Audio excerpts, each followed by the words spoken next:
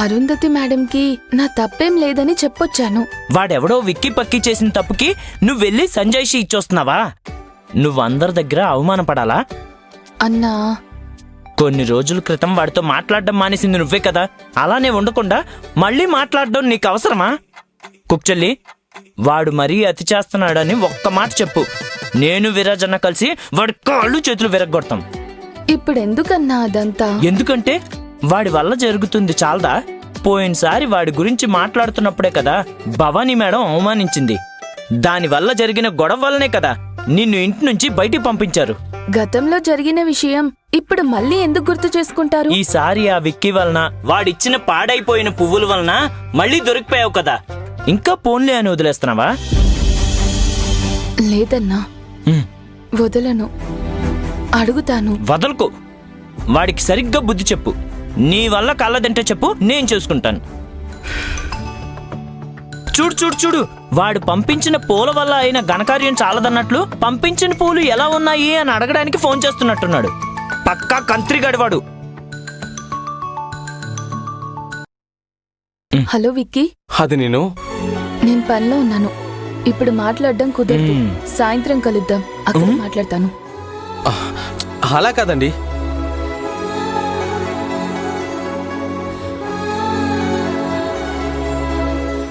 ముఖ్యర విషయంలో ఇంట్లో ఇంత జరిగింది. పరిస్థితి ఇలా ఉన్నప్పుడు మిస్ ముఖ్యర నన్నెందుకు రమ్మంటుంది? అసలు ఏం జరిగింది?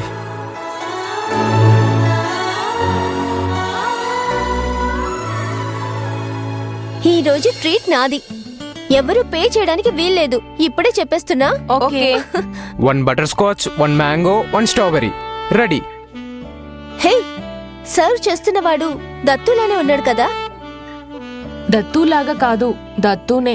రిచ్ కోతికి కొవ్వు బాగుందని తెలుసు, కానీ కళ్ళు సరిగ్గా కనిపించవని తెలీదు. రేపు కాంపిటీషన్ అవని. ఎవరికి కొవ్వుందో, ఎవరి కొవ్వు కరుగుతుందో చూద్దాం. ఎందుకు? ఓడిపోవడానికి అంత ఎక్సైట్మెంటా? నీ ఎక్సైట్మెంట్ అయితే కనిపిస్తుంది. నేను విసిరిన ఛాలెంజ్ వల్ల రాత్రంతా వణికి నీ కాళ్ళు గడగళ్ళాడుతున్నాయి. నాకు అర్థం అవుతుందిలే, డబ్బా మొహోడా. ఎందుకు ఈ అనవసరపు బిల్డప్? నేను ఎలా పర్ఫామ్ చేస్తానని భయమేస్తుందా రిచ్ కోతి నీకు? నీకు సరిగ్గా నడవడమే రాదు, ఇక డాన్స్ చేస్తావని నేను భయపడాలా? ఏంటి, కావాలని గొడవ పడ్డానికి వచ్చావా? ఈ దత్తు ఎవరితో గొడవ పడుతున్నాడు? కాలు దూకుంటూ నువ్వు కావాలని నా మీద గొడవకొస్తున్నావేంటి? అయ్యో దేవుడా, రియానా, ఇక వీళ్ళ గొడవ ఈరోజు అయినట్టే. అవును, నాకు వేరే పని లేదు కదా, అందుకే నీ టేబుల్ వెతుక్కుంటూ వచ్చి గొడవ పడుతున్నా. అయిండొచ్చు. ఏంటి, నిన్ను నువ్వు మిస్ ఇండియా అనుకుంటున్నావా? నువ్వు జస్ట్ ఒక కోతివంతే. మీ ఇంట్లో వాళ్ళు రిచ్, అంతే తేడా. నువ్వేమైనా మిస్టర్ ఇండియానా? నన్ను ఇవన్నీ అనడానికి ముందు నీ మొహం చూడు.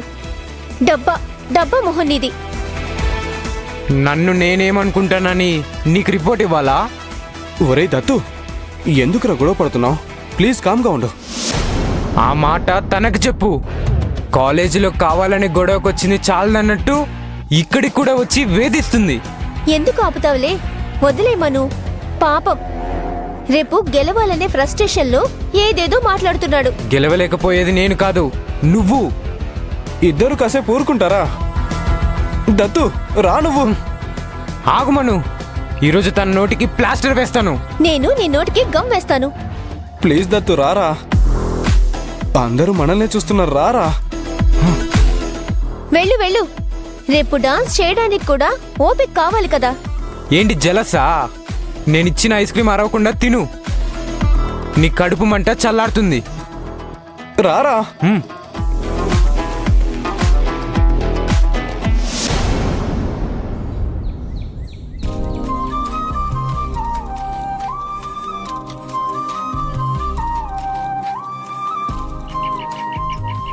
సారీ మీనాక్షి, మీరు చెప్పిన మాటల వల్ల నేను అమ్మమ్మ ఒకటైపోయాం. ఆ సంతోషంలో నేరుగా బొకే పంపించేశాను. మీరు పనిచేసే ఇల్లు అక్కడికి పంపిస్తే ఏమైనా ప్రాబ్లం అవుతుందేమని అస్సలు ఆలోచించలేదు. ప్లీజ్ ఏదైనా మాట్లాడండి. మీరు ఇలా సైలెంట్గా కూర్చుంటే నాకు ఇంకా టెన్షన్ పెరిగిపోతుంది. బొకే పంపించినందుకు ఏదైనా ప్రాబ్లం అయిందా? దీనికి ఎంత ఇచ్చారు? ఏంటి?